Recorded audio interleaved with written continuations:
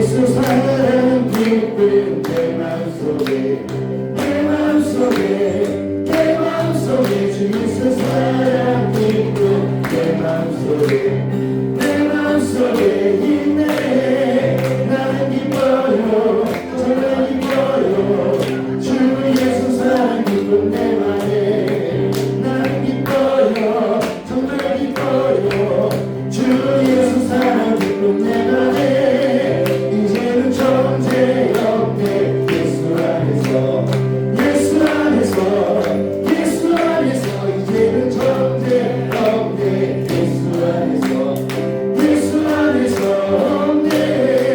나는 기뻐요 정말 기뻐요 주 예수 사랑 기쁨 내 맘에. 나는 기뻐요 정말 기뻐요 주 예수 사랑 기쁨 내 맘에.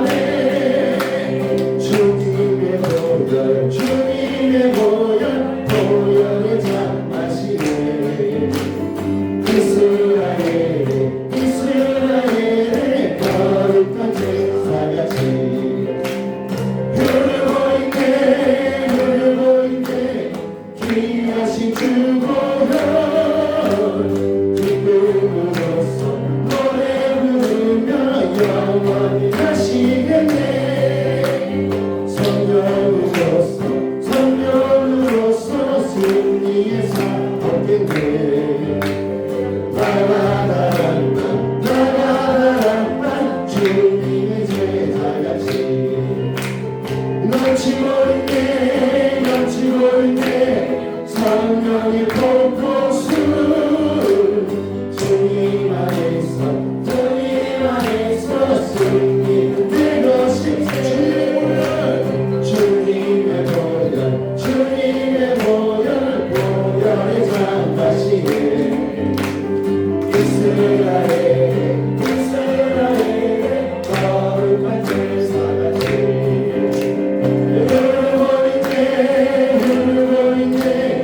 귀하신 주 보혈 기쁨으로써 노래 부르며 영원히 가시겠네. 성령으로서 승리의 상 얻겠네. 나가라라빵 주님의 제자같이 넘치고 있네. 성령의 폭포수 주님 안에서 승리 될 것일세. 아멘. 우리 계속해서 내영의 주를 찬양합니다.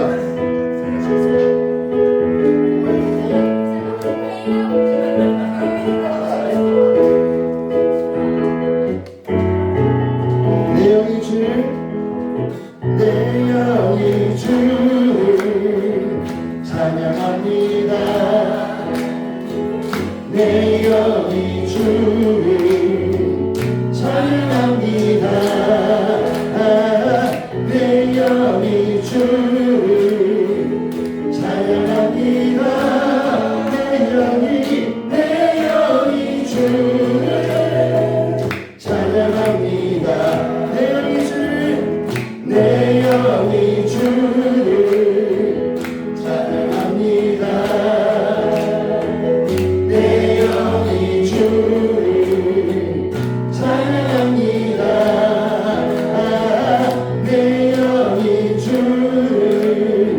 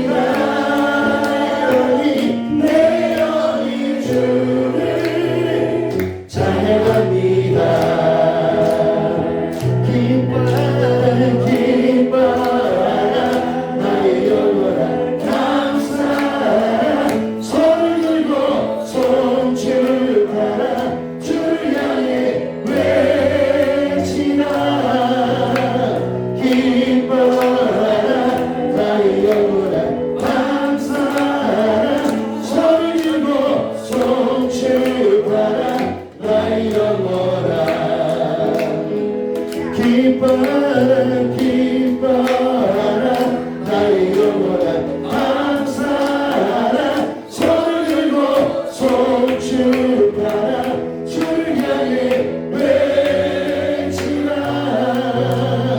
기뻐하라 나의 영혼아 감사하라 손을 들고 송축하라 나의 영혼아 어두워진 세상 길을 주님 없이 걸어가라 나의 영혼 어두워졌네 어느 것이 길인지 어느 것이 진리인지 아무것도 알 수 없었네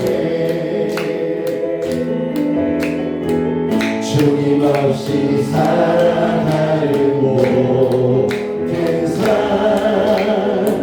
실패와 좌절뿐이네 사랑하는 나의 주님 내 영혼 눈을 뜨게 하소서 열려라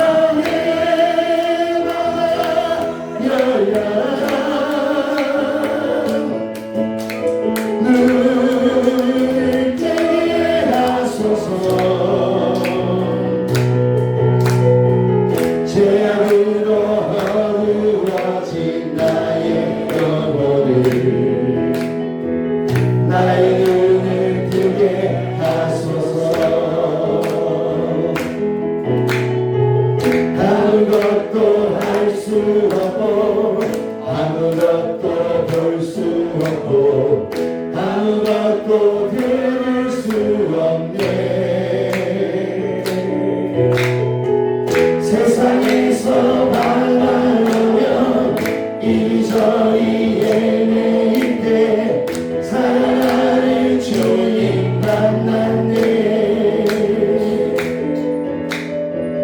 어두웠던 나의 눈이 열리고 막혔던 길가 열려네 답답했던 나의 마음 열리고 나의 영혼 살리네 열려라 해마다 열려라 눈을 뜨게 하소서 죄악으로 어두워진 나의 영혼을 나의 눈을 뜨게 하소서 아무것도 할 수 없고 아무것도 할 수 없고 아무것도 볼 수 없고 아무것도 들을 수 없네 세상에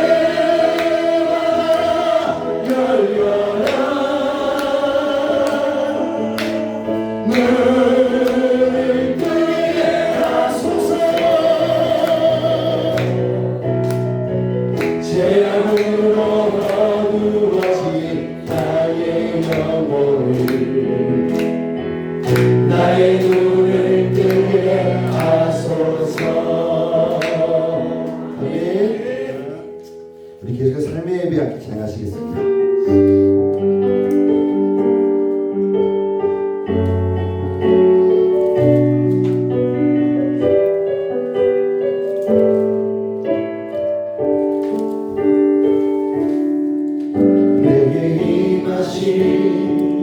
주의 성령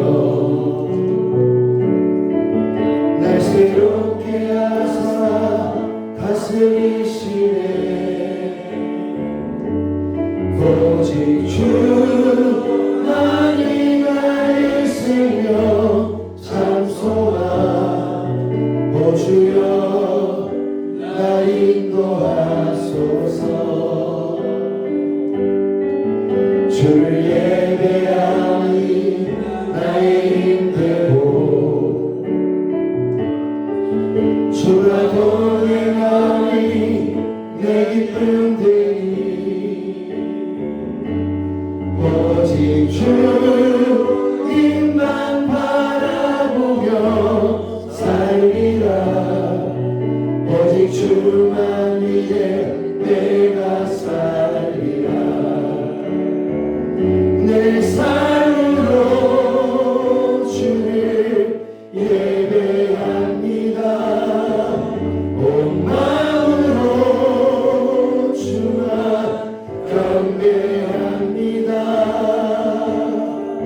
이제 내 안에 내가 사는 것 아니니 삶으로 주를 예배하게 하소서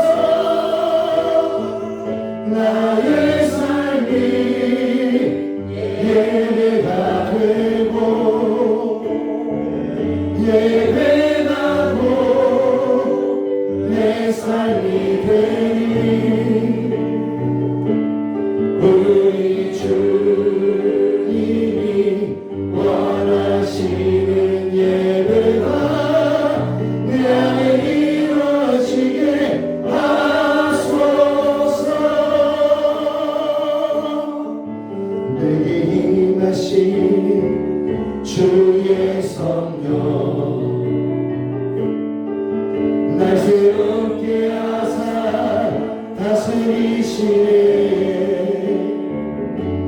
오직 주만이 나의 생명 참소하 오 주여 날 인도하소서 주를 예배하니 나의 힘되고 주와 동행하니 내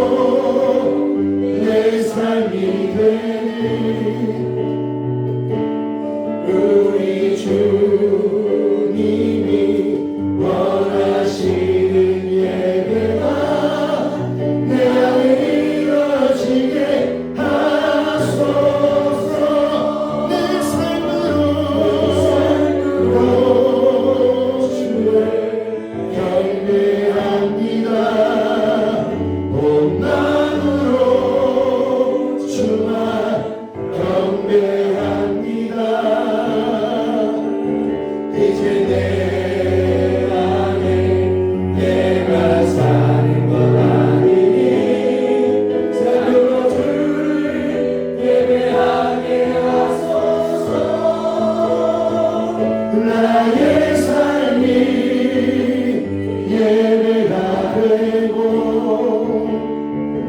예배하고 내 삶이 되니 우리 주님이 원하시는 예배가 내 안에 이루어지게 하소서. 아멘. 우리 시간 기도하실 텐데요. 기도 이렇게 하시기 전에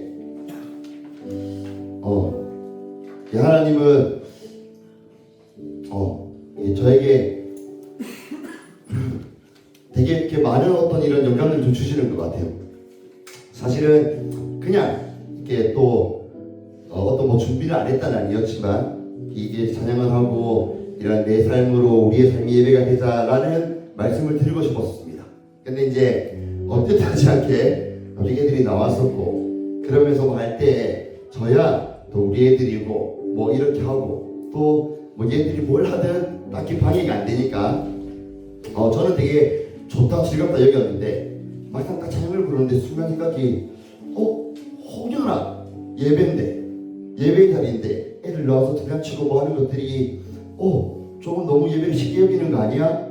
라는 생각이 문득 들더라고요. 그래서 하면서 되게 기도를 했습니다.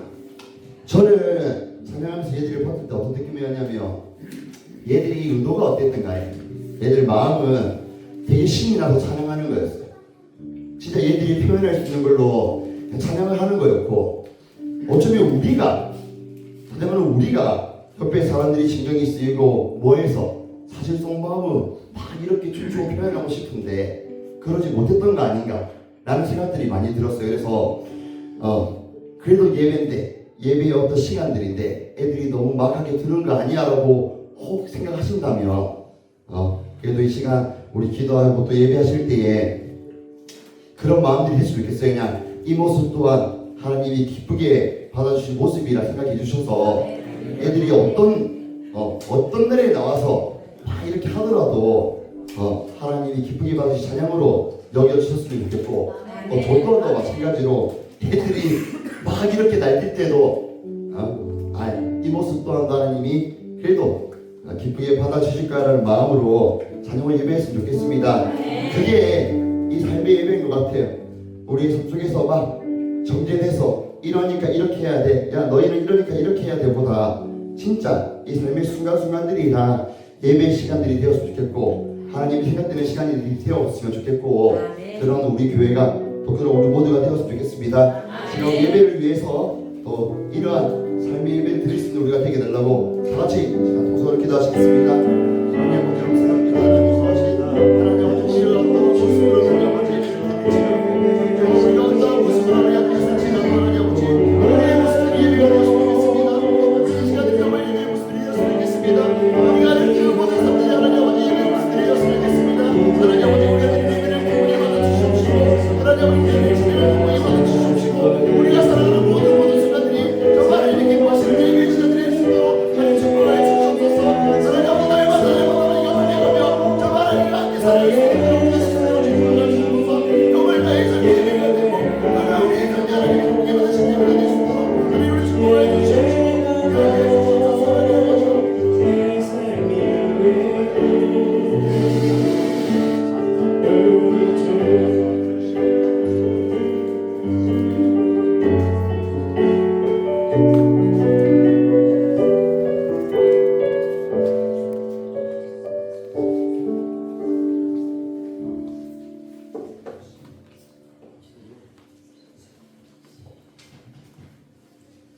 기도하시겠습니다.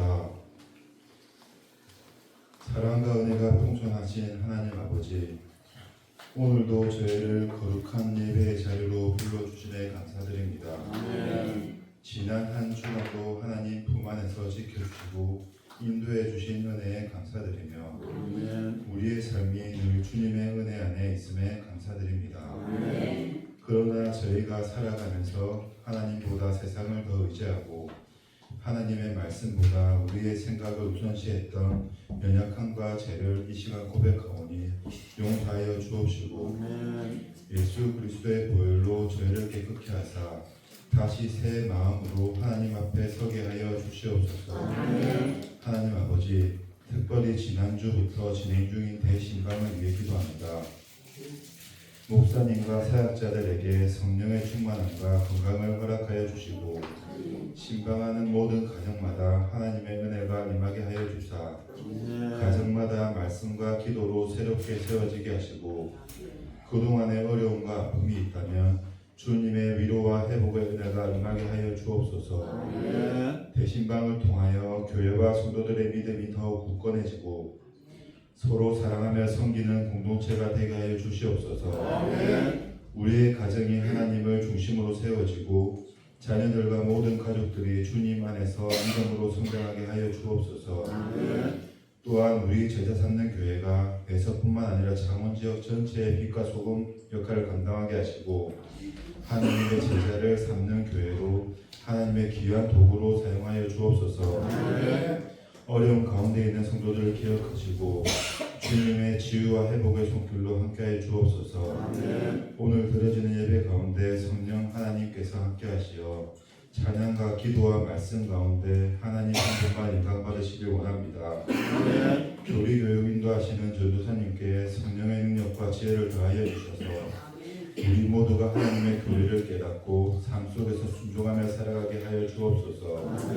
이 모든 말씀 우리를 구원하신 예수 그리스도 이름으로 기도드립니다.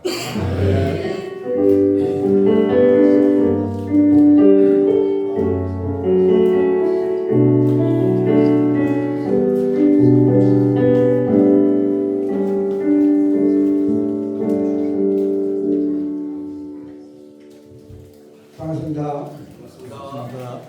오늘 참 즐거운 찬양 시간이 있었습니다. 저도 이제 나중에 올라가면 이 말씀을 좀 드려야 되겠다 하고 생각하고 있었는데 또 우리 찬양하시는 주사님께서 제가 하고 싶은 말씀을 다 드린 것 같습니다. 예수님이 그러셨잖아요. 이런 아이들이 내게 오는 것을 감하지 말라. 천국이 이런 아이들의 것이라고 말씀하셨잖아요. 이 아이들의 동심이 곧 그 마음속에 하나님이 계시지 않을까 이런 생각이 들고 아이들이 오늘 춤을 췄는데 좀 우리 나이 드신 어른분들도 한번 도전해 보시면 어떨까. 얘들은 제가 생각하는 얘들은 잔치거든요. 전국 잔치거든요. 하나님이 배설하시는.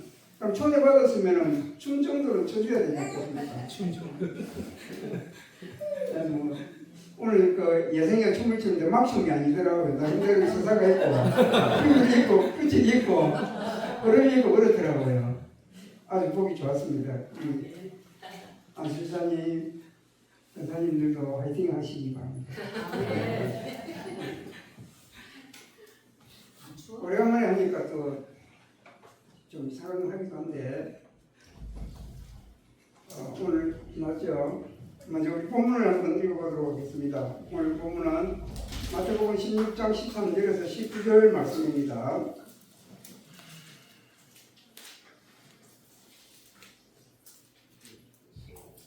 자, 찾으셨고 또 앞에 화면에도 있습니다. 13절부터 같이 읽어보도록 하겠습니다. 시작. 예수께서 빌립보 가이사랴 지방에 이르러 제자들에게 물어보는데 사람들이 인자를 누구라 하느냐 이르되 저는 시세와 저는 엘리야 어떤 이는 예레미야나 선지자 중에 하나이다. 이르시되 너희는 나를 아느냐 시몬 베드로가 대답하였는데 저는 그리스도시요 살아계신 하나님의 아들이시니라. 예수께서 대답하여 이르시되 바요나 시몬아 내가 복이 있도다. 이를 알게 한 이는 인육이 아니요 하늘에 계신 내 아버지이시니라. 내가 내게 이르노니 너는 베드로라. 내가 이 반석 위에 내 교회를 세우리니 아무의 역사가 이기지 못하리라.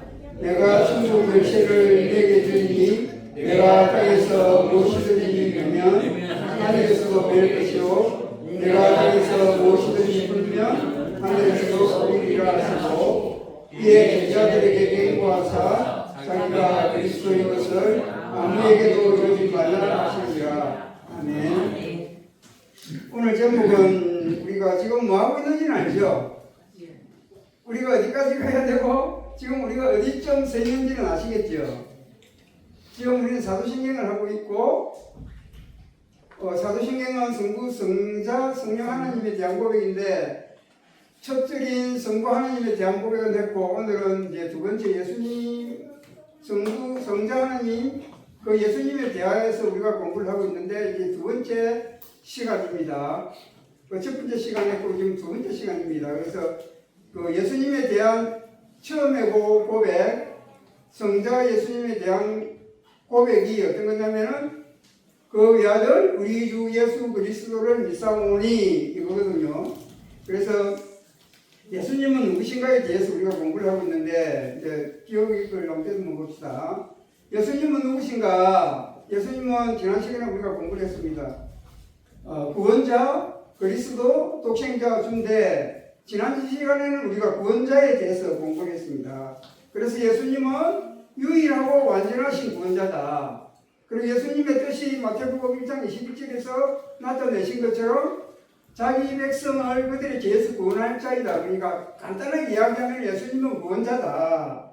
그래서 구원하는 게 어떤 구원이냐면은 뭐 우리가 병에서 구원을 얻고 가난에서 구원을 얻고 뭐 외세나 다른 나라나 정치적인 이런 데서 구원을 얻는 것이 아니고 죄에서 구원을 얻는 것이다.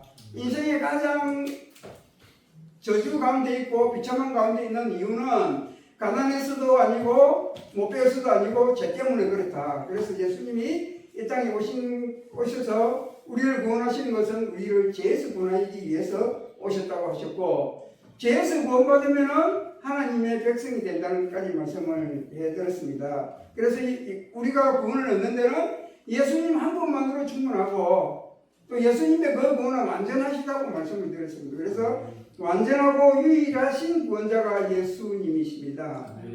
그리고 우리가 입술로는 예수님만으로만 우리 구원을 하시는 분이다. 예수 외에는 다른 이름을 하나님이 우리에게 주신 적이 없으니까 또 그렇게 우리가 고백을 합니다. 입술로는. 그리고 또 예수님은 나의 구원을 이루시는데 조금도 부족함이 없는 분이라고 고백을 하면서도 어떻게 행위를 잘 한다든지 다른 데 가서 구원을 찾는다든지 하면은 입으로는 우리가 예수 그리스도를 인정하는 것이지만 행위로는 부인하는 것이라고 말씀을 드렸습니다. 그래서 우리가 기억해야 될 것은 예수님만이 우리의 유일하고 완전한 구원자이심을 기억하시기를 바라고 오늘은 이제 두 번째로 그리스도에 대해서 이제 공부를 하고 있는데 시간이 얼마쯤 갈지를 모르겠습니다. 그래서 한 20분까지만 하고 또 다음에 이어서 계속 하도록 하겠습니다. 보통 이제 1년만 하면 끝나야 되는데 제가 생각할 때는 2년쯤 걸릴 것 같습니다. 뭐 이렇게 빼먹고 저렇게 빼먹고 그래서 뭐 제가 말이 많아가지고 또 넘어가고 그래서 한 2년 걸릴 것 같는데 이제 그게 시간이 중요한 것이 아니고 얼마만큼 정확하게 하고 아까 목사님이 광고 시간에도 말씀드렸지만 우리 신앙이 바른 지식에 기초를 해야 흔들림이 없거든요. 뿌리가 된다고 했잖아요. 뿌리가 없는 나무는 그냥 넘어지게 돼 있습니다. 뭐 아까 목사님이 이단 말씀하셨지만 살살살 흔들면 그냥 넘어가게 돼 있습니다.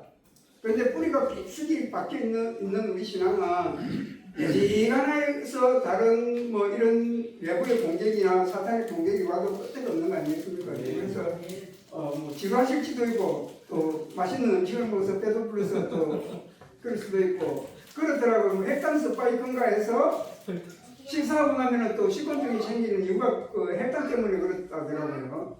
그래서 이제 뭐 그것 때문에 잠 오시는 분은 제가 약을 사드리겠습니다.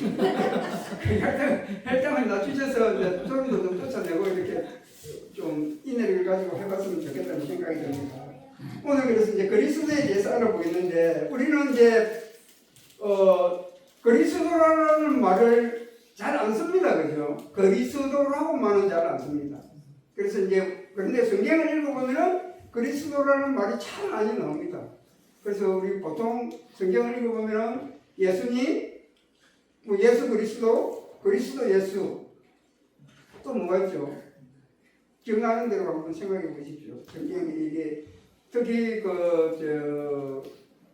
사도 바울이 쓴 서신서를 읽어보면은 이렇게 호칭이 많이 다양하게 나오거든요. 뭐 하나님의 아들 그리스도, 주 예수 그리스도 이렇게 여러 가지로 이제 예수님을 부르게 보고 있습니다. 우리도 기도할 때 그러잖아요, 그죠?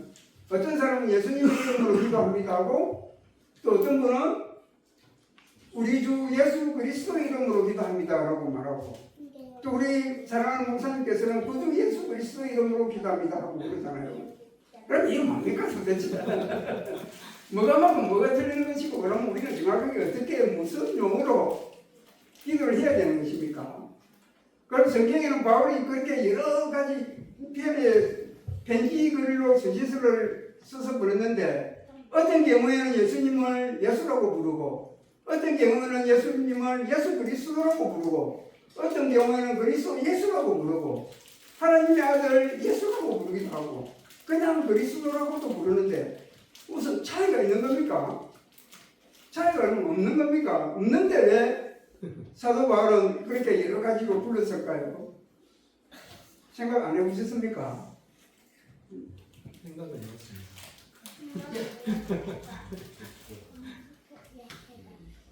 제가 이제 정말 궁금했거든요. 예수 그리스도 예수 정말 궁금했습니까? 그래서 야 이게 무슨 의미가 있을까?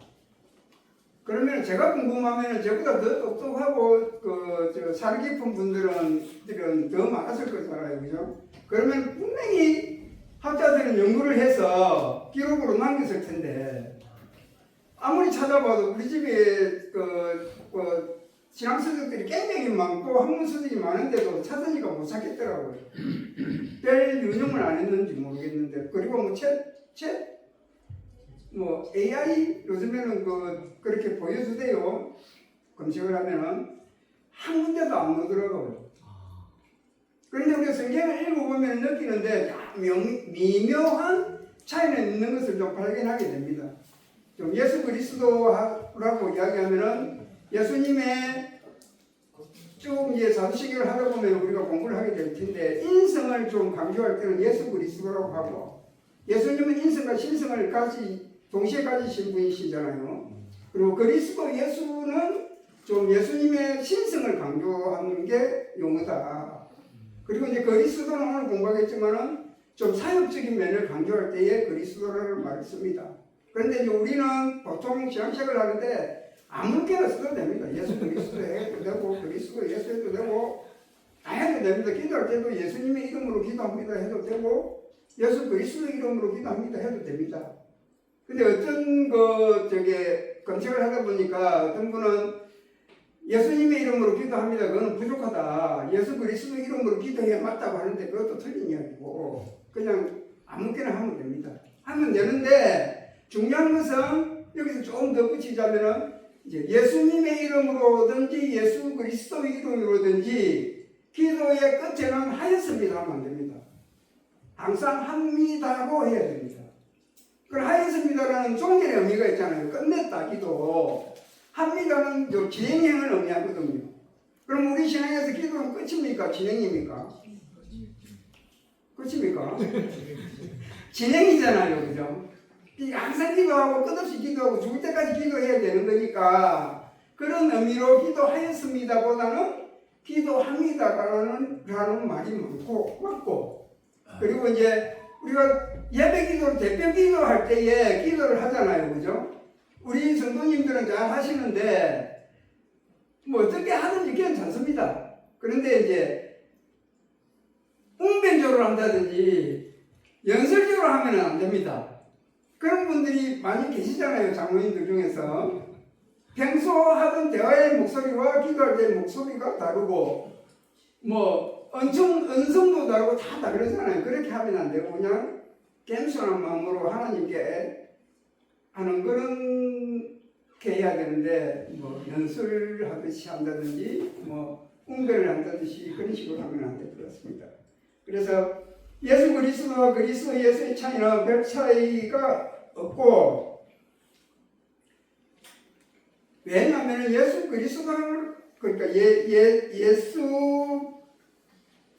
이름과 그 그리스도 사이에는 나중에 공부를 하겠지만은 예수 이름 안에 그리스도가 포함되어 있고 그리스도는 예수님을 드러내거든요. 공부를 하면은 알게 되는데 미리 이야기를 하자면은 그리스도는 예수님을 사역을 표현하는 거거든요. 그렇기 때문에 예수님이 일하실 때는 그리스도로서 일하실 때는 예수님이 포함되어 있는 드러나는 것이고 그 예수 안에는 그리스도로 일하시는 것이 들어있기 때문에 이렇든 저렇든 다 무방하다 그 말씀을 드리는 것이고 이렇게 쓰든지 저렇게 쓰든지 중요한 것은 뭐냐면은 오용을 하면 안 된다는 겁니다. 우리가 그 십계명에도 있지 않습니까? 상계명입니까? 내 하나님 여호와의 이름을 망령되이 부르지 말라 하셨으니까 그리고 예수님도 우리 하나님이시잖아요. 그죠? 그러니까 망령되이라는 무슨 뜻입니까? 헛되게 아무 의미 없이 사용하지 말라. 그러니까 잘 사용해야 된다는 것이죠. 그래서 미국 사람들이 제일 많이 남용하는 하나님의 이름이 뭡니까? 어떻게 씁니까? 오마이 갓, 막 밑에 오마이 갓, 얘도 오마이 갓, 저도 오마이 갓 하잖아요. 이건 아무 의미 없이 쓰는 거잖아요. 그죠? 그러니까 어떤 경우입니까? 우리 권사님들이 놀랄 때 뭐라고 부릅니까? 엄마야. 그거하고 똑같은 거거든요. 그러니까, 망령되이 헛되게 사용하지 말았으면 좋겠습니다. 그래서 진짜 진정한 마음으로 하나님의 이름을 불러야 되는데 아무 생각 없이 아이고 주여라든지 하잖아요. 그죠? 그래, 아마 하실 겁니다. 그러니까 아주 우리가 그냥 습관적으로 쓰는 말이지만은 그 아무 의미 없이 헛되게 쓰는 말들이 있으니까 조심을 하셔야 될 것 같습니다.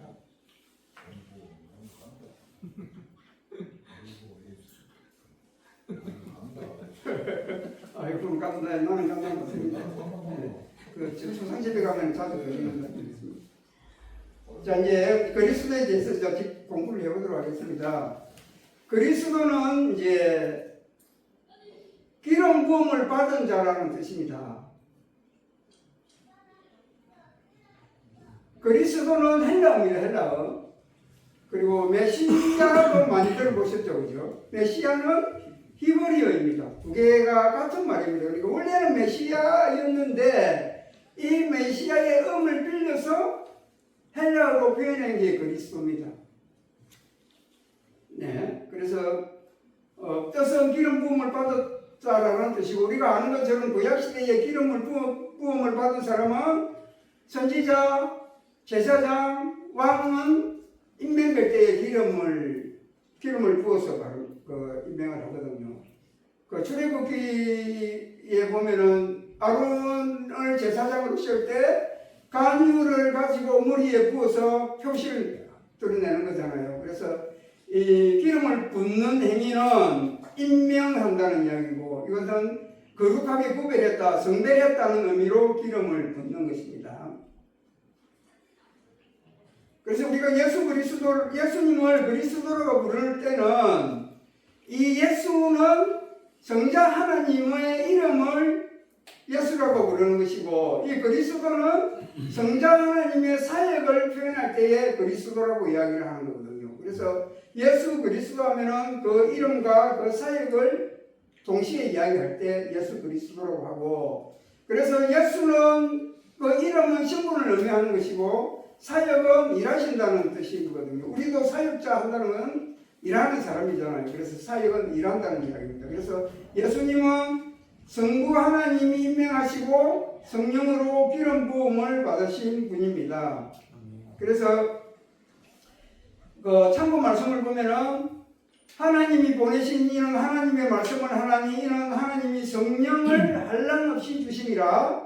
하나님이 나사렛 예수에게 성령과 능력을 기름부터 하셨음에 그가 두루 다니시며 선한 일을 하시고 그러니까 성령으로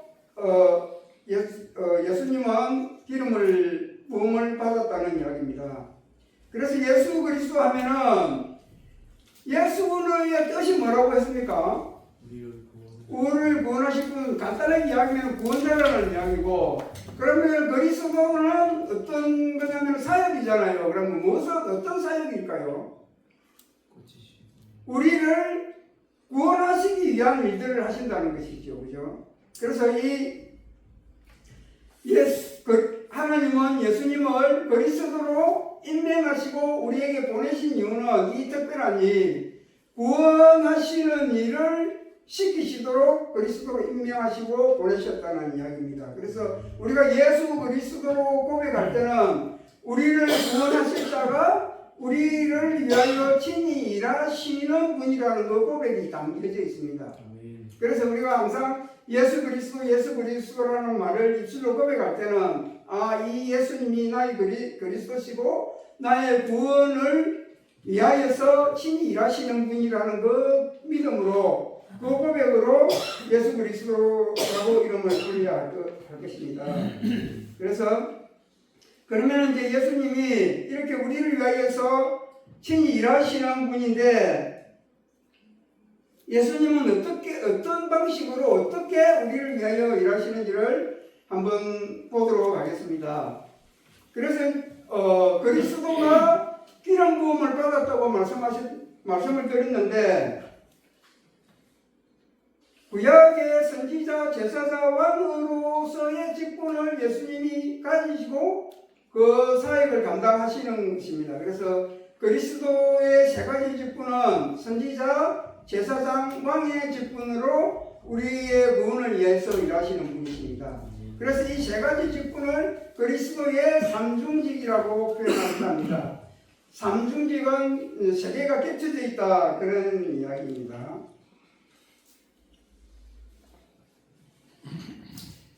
오늘 우리가 본문을 읽었는데요. 메시아 대망론이라는 게 있습니다. 그러니까 이스라엘 백성들에게는 이 메시아 대망론이 있었는데 어떤 거냐면 메시아를 기다렸다는 겁니다. 특별히 더더욱 이제 메시아를 기다리게 된 것은 언제부터냐면은 이스라엘이 메시아의 침략을 받아서 완전히 멸망을 하고 다른 나라로 포로로 끌려갈 때부터 이제 메시아에 대한 기대들이 소망들이 가지게 생겨졌거든요. 모든 사람들은 모든 민족이든지 어떤 사람이든지 소원과 소망이 있지 않습니까? 그죠? 우리 성도님들은 제일 큰 소망이나 소원이 있죠. 뭐가 있습니까? 전에 우리가 고등학교 다닐 때 공부할 때는 김구 선생님은 네 소원이 무엇이냐고 물으시면 우리 그 민족의 독립이다. 또 물으면 무엇이냐? 그래도 독립이다. 세 번째로 물어보면 네 소원이 뭐냐면 독립이라고 했거든요. 이처럼 사람마다 또 민족마다 단체마다 강력한 소원이 있습니다. 그리고 그럼 우리는 그리스도인으로서 성도로서 소망하는 것이 있습니다. 그럼 그 소망은 무엇입니까? 잘 사는 게 소망입니까?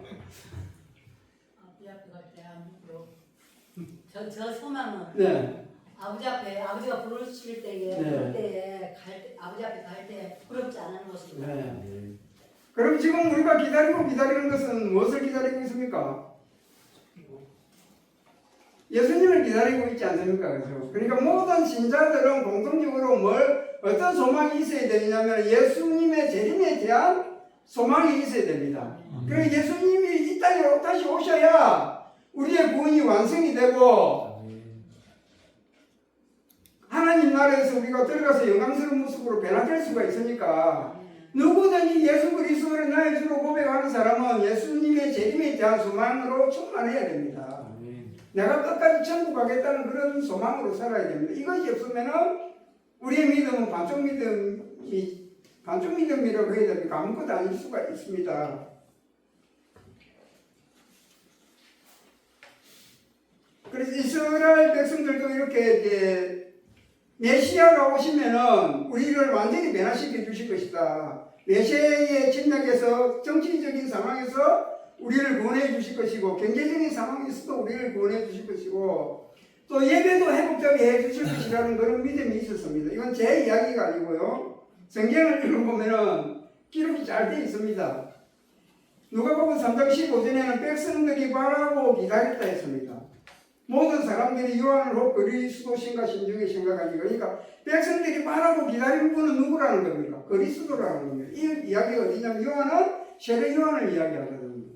세례 요한이 이제 나타나서 회개하라 천국이 가까웠다 외치면서 백성들에게 회개를 촉구하고 또 신앙 회복을 촉구하거든요. 그래서 그 이야기들은 백성들이 지금 마음을 드러내는 이야기거든요. 그러니까 요한을 보고 야, 저 사람이 그리스도신가? 이렇게 생각을 했다는 것은 뭐냐면 그 사람들이 오랫동안 그리스도가 다시 오시기를 바라고 기다리고 있었다는 이야기입니다. 우리가 아는 것처럼 예수님이 사마리아의 우물가에 가서 한 여자를 만났을 때에 그 여자도 그렇게 이야기합니다. 여자가 이르되 메시아고 그리스도가라는 이가 오시면은 모든 것을 우리에게 알려주시리라. 그러니까 예수님이 그렇게 하잖아요.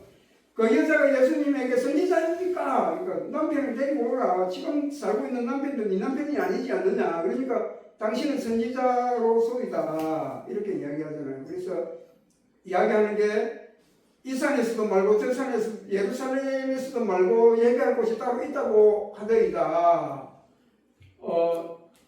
참으로 예배할 때가 오니 곧 이때다. 그렇게 하면서 여자가 이렇게 고백하는 겁니다. 메시아도 그리스도라는 이가 오시면 우리에게 모든 것을 알려주시리라. 이처럼 우리가 생각하는 그런 죄인과 같은 모습으로 살아가는 한 여자도 메시아 그리스도라는 분을 기다리고 있었다는 것입니다. 사도행전 2장 26절, 37절을 읽어보면은 27절을 읽어보면 참 재미있는 이야기가 있습니다. 이거 사도행전 2장은 어떤 거냐면은 예수님의 제자들이 마가의 다락방에서 열심히 기도해서 성령을 받습니다. 맞죠? 그러니까 성령을 받고 방언을 말하니까 주위의 사람들이 이 사람들이 미쳤다.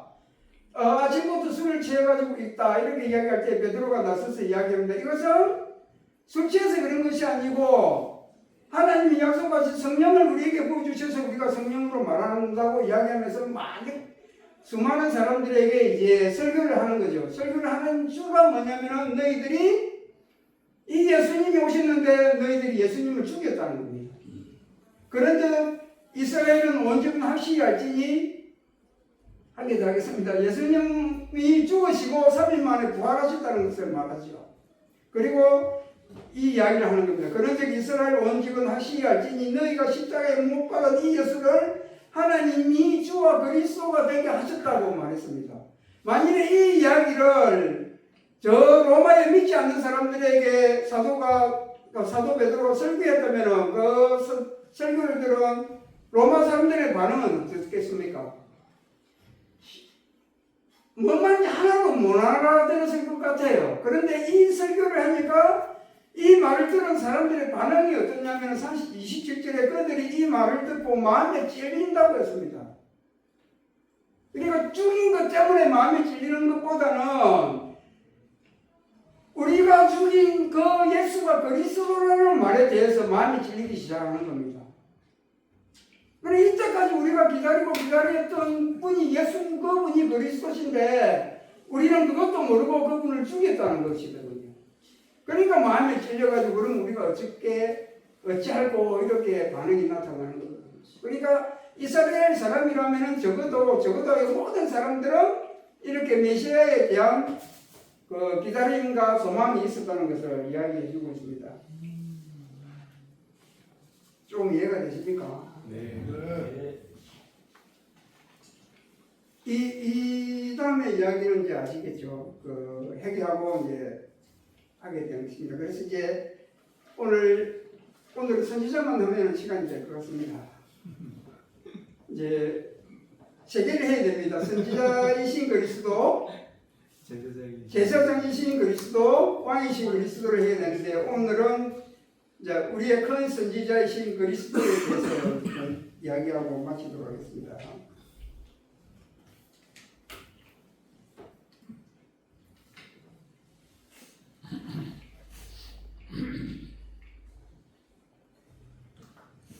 많이 빼먹었네요. 본문을 공부를 안 했네요.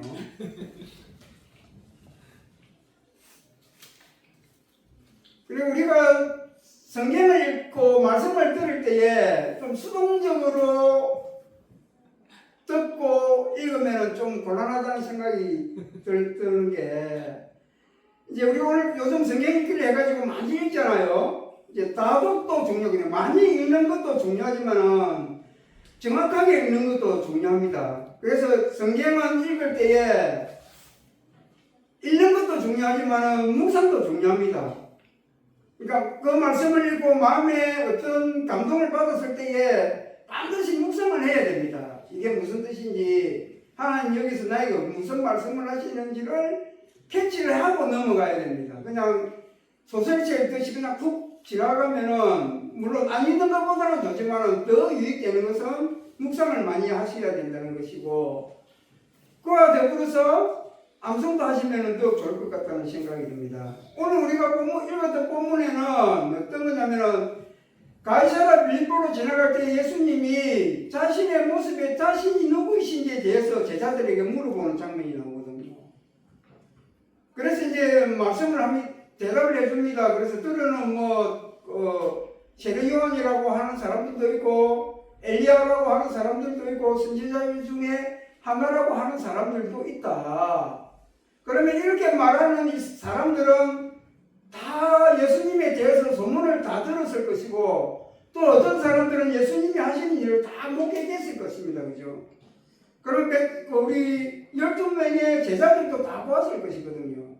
그래서 예수님이 물어봅니다. 그래, 그렇다 치자. 그러면 너희는 나를 누구라고 생각하느냐? 이렇게 물었습니다. 그래서 지금 우리가 성경에 기록된 것은 베드로가 나서서 그 위대한 고백, 주는 그리스도시요 살아계신 하나님의 아들이라고 고백을 했지만은, 상상력을 동원해서 생각을 해보면은 그렇게 하지 않았겠습니까? 부끄러워서.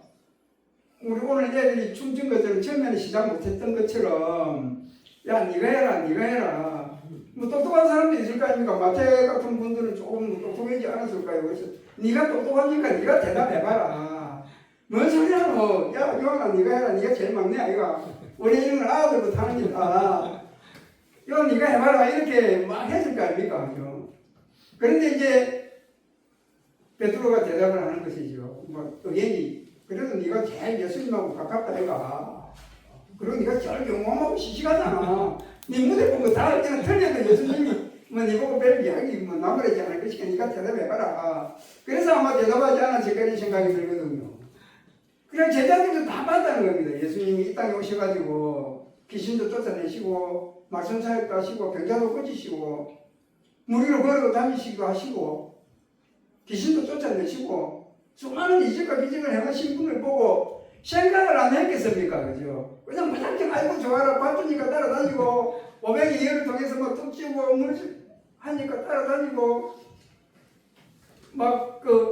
우리는 제자의 이름으로 예수님 뒤에서 따라다니고 예수님이 큰일 내가면 박수 치니까 우리도 덩달아 기분 좋아지고 이렇게만 하고 살지는 않았을 거 아닙니까? 그죠? 그러면 마음속으로 생각한 게 이분이 과연 누굴까라는 고민은 했을 거 아닙니까? 그죠? 누구시길래 예수님이 이런 일들을 행하시는가? 그래도 사람들보다는 제자들이 더 많이 고민했을 거라는 말이죠.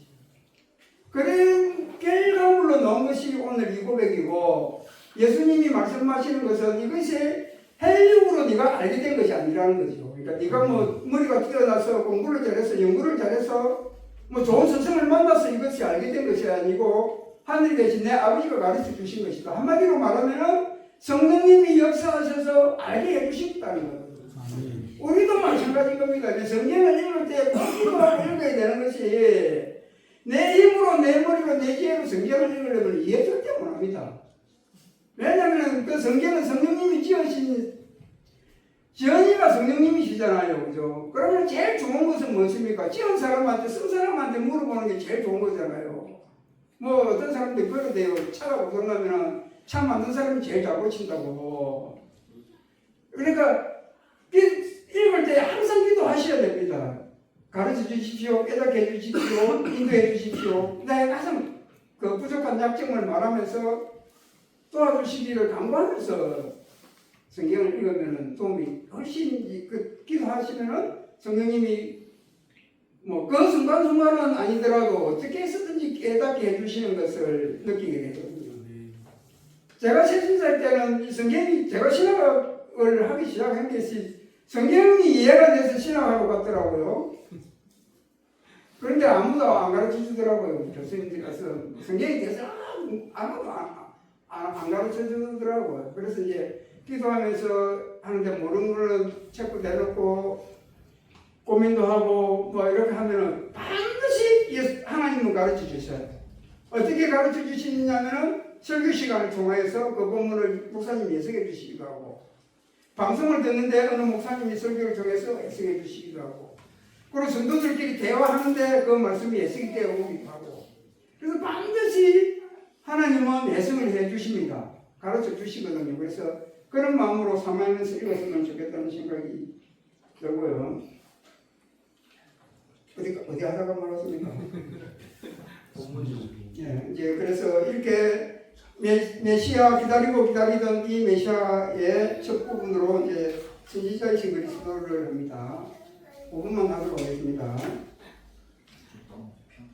그 선지자는 어떤 사람을 선지자라고 이야기하느냐면 앞에 찍어놨습니다. 현재는 미래의 일들에 관하여서 사람들에게 하나님의 뜻을 선포하고 설명하도록 하나님으로부터 부르심을 받은 자를 이야기하는 것입니다. 그래서 정확하게 선지자가 하는 일을 이야기하고 있습니다. 그리고 이 선지자는 내가 선지자 되겠다고 선지자 되는 것이 아니고 하나님이 보내셔서 선지자가 되는 것입니다. 그래서 그리스도께서는 가장 큰 선지자로서 하나님이 직접 세우셨고 하늘에서 교회가 시작되던 때부터 보내심을 받으신 분입니다. 말씀을 한번 볼까요? 신명기 18장 15절 우리가 잘 아는 내용입니다. 나와 같은 선지자 하나를 일으키니 너희는 그 말을 들을지어다. 이것이 그리스도에 대한 이제 그 예언이죠. 이사야 55장 4절에는 보라 내가 그를 만민에게 증인으로 세웠고 만민의 인도자와 명령으로 삼았다. 이것이 선지자이신 그리스도에 대한 예언입니다. 내 아버지께서 모든 것을 내게 주셨으니 아버지 외에는 아들을 아는 자가 없고 아들과 또 아들의 소원대로 계시를 받은 자 외에는 아버지를 아는 자가 없다. 그러니까 그리스도께서 이 땅에 오셔서 아버지를 드러내신다는 겁니다. 그러니까 오직 그리스도만이 아버지를 알게 하시는 분이고 하나님을 본 사람이 없을 때 아버지 품속에 있는 독생하신 하나님이 나타내셨다. 그래서 선지자이신 그리스도께서 제일 먼저 하시는 일은 하나님을 알게 하시고 하나님의 뜻을 알게 하신다는 이야기입니다. 예수님은 백성들에게 찾아오셔서 죄를 책망하시고 행벌을 경고하시고 회개를 촉구하시고 장차 일어날 일들을 선포하심으로 그리스도의 선지자직을 수행하신다. 옛날의 선지자와 좀 비슷하죠, 그죠? 그래서 먼저 아버지의 뜻을 나타내시고 사역을 제정하시고 구원을 보존하고 성취하시는 일을 하십니다. 그래서 사역을 제정하시는 일은 이제 교회의 사역자를 세우시고 보내시고 은사들을 주시죠. 그리고 목사를 세우시고 교사를 세우시고 선지자들을 세우시고 또 뭐 우리가 맡고 있는 뭐 장로, 안수집사, 권사를 세우시고 직책을 주시고 이 모든 것들을 예수님이 선지자로서 하시는 일이고 또 세우실 뿐만 아니라 그들에게 은사를 주셔서 그 일을 감당하게 하시는 일을 하시는데 이 모든 것이 선지자이신 그리스도께서 우리 가운데서 행하시는 일들이고 구원을 보존하고 성취하십니다. 그래서 예수님이 우리를 구원하신 분이시잖아요. 그냥 버려두시지 않는 것이고 우리가 구원을 어떻게 얻습니까? 물론 예수님이 우리를 위해서 십자가에 흘리신 그것을 믿음으로 받아들임으로써 우리가 구원을 얻게 되는데 그것을 어떻게 하느냐면 말씀을 통해서 우리가 알게 되는 것이잖아요. 우리가 믿음은 들음에서 난다고 하셨으니까 말씀을 통해서 우리가 그것을 듣고 깨달아서 구원에 이르게 되는 것인데 그러면은 아까도 말씀드렸듯이 가르치시는 분이 있어야 깨닫게 되잖아요. 그러니까 사역자를 세운다는 겁니다. 깨달음을 얻기 위해서 목사를 세우고 교사를 세우고 여러 직분들을 통해서 가르치게 하신다는 것이고 그리고 가르치실 뿐만 아니고 성령을 통해서 아까 말씀하신 대로 성령을 통해서 우리를 가르쳐 주시고 또 마음을 받고 가르치시는데 어떻게 됩니까? 우리 마음이 꼭꼭 닫혀 있으면 그것을 받아들입니까? 안 받아들입니까? 안 받아들이잖아요. 그죠? 수없이 복음을 전하는데도 그게 전해지지 않는 이유가 뭐라고 성경은 표현합니까?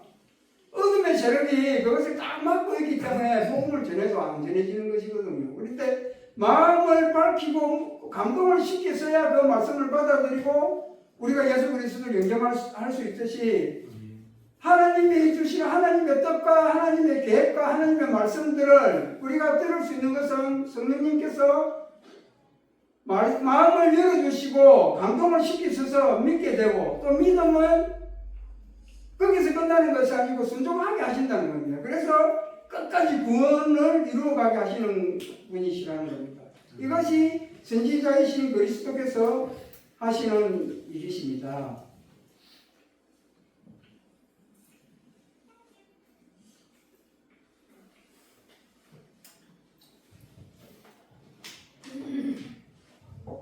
이제 말씀을 맺도록 하겠습니다.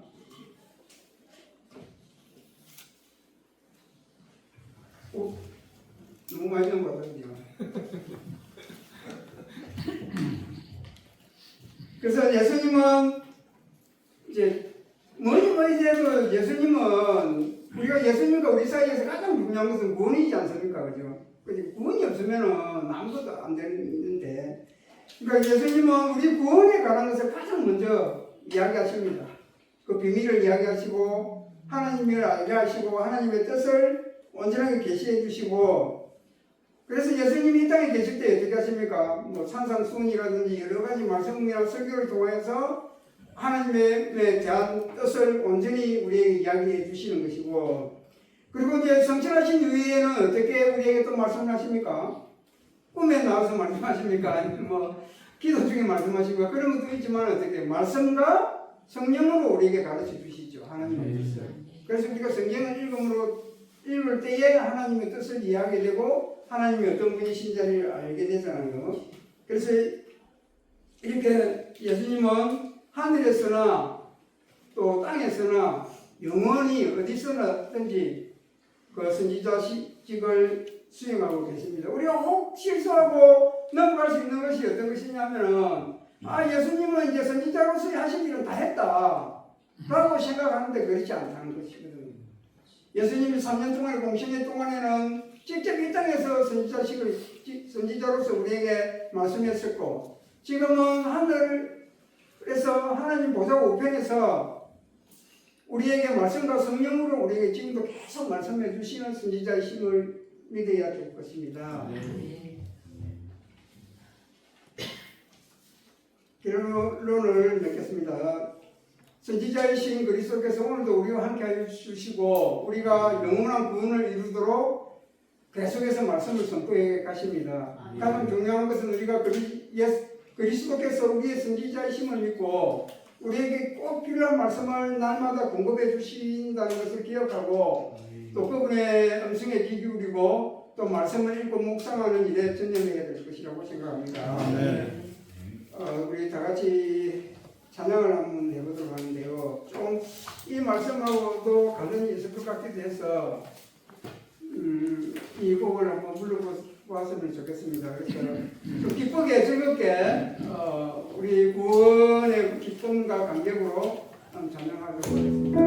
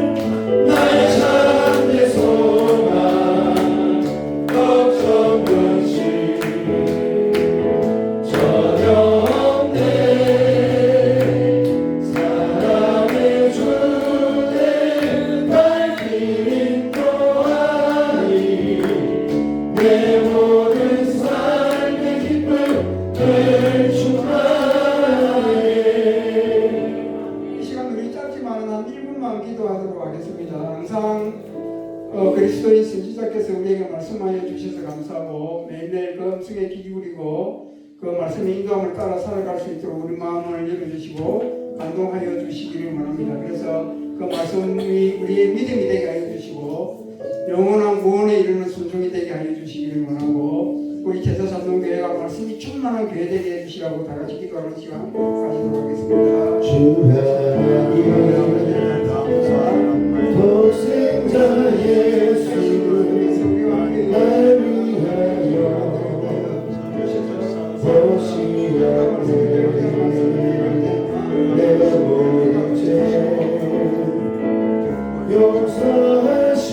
용서하시고 주에서 부하신 나의 구세주 살아계신 주 나의 참된 소망 걱정 근심 전혀 없네 사랑의 주의 갈 길이 바라니 내 모든 삶의 기쁨을 충만하네 살아계신 주 나의 참된 소망 걱정 근심 전혀 없네 사랑의 주의 갈 길이 떠나니 내 모든 삶의 기쁨을 충만하네. 봉헌송을 저희가 상명 예배로 함께 드리시면서 준비하신 예물을 하나님께 드리겠습니다. 내게 임하신 주의 성령 날씨롭게 하사 내게 임하신 주의 성령 날 새롭게 하사 다스리시네 오직 주만이 나의 생명 참 소망 오 주여 나 인도하소서 주를 예배하니 나의 힘 되고 주와 동행하니 내 기쁨 되니 오직 주 일만 바라보며 살리라 오직 주만 위해 내가 살리라 내 삶으로 주를 예배합니다 온 마음으로 주만 경배합니다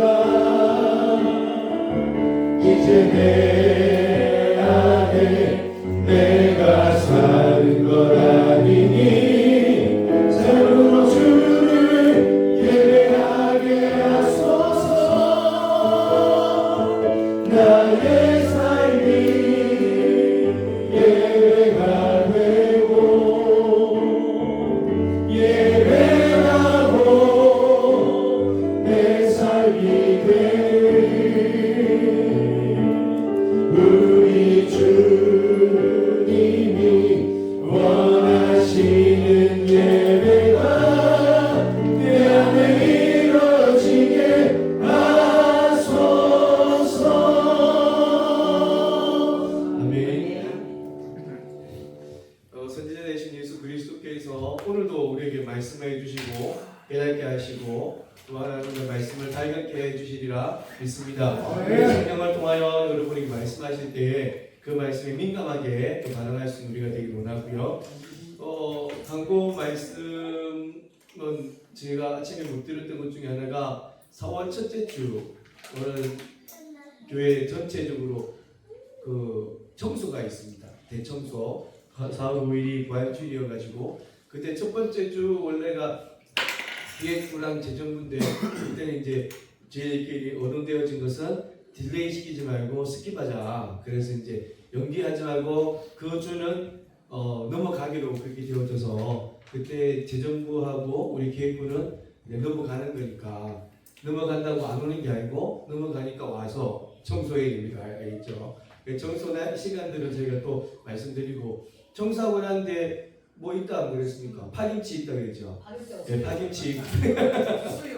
수육이 있습니다. 수육이랑 파김치 같이 먹을 거니까.